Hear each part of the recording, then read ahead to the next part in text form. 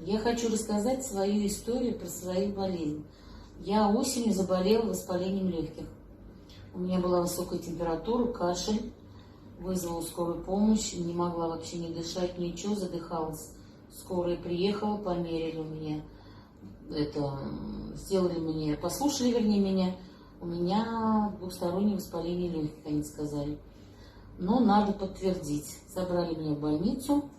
В больнице все это подтвердили и начали, в общем, меня лечить. Лечили меня капельницами, антибиотиками.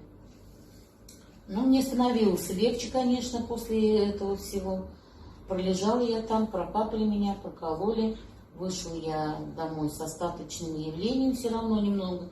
Еще и кашель не прошел, дышать все равно было тяжело. Я взяла процедуру экзомассажа. Проделала я 3 процедуры.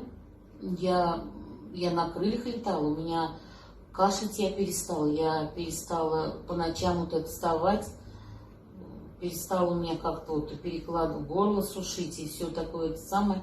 Ну, я обрадовалась, давай, говорю, буду дальше делать. Сделала 7 процедур.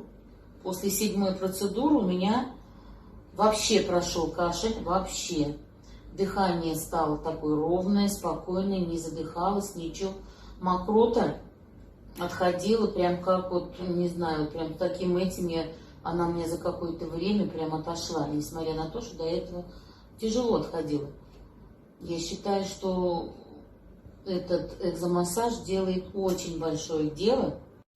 И у кого есть проблемы с этим, с легкими, с кашлем, и тем более, кто переболел пневмонией, это лучше этого ничего нету.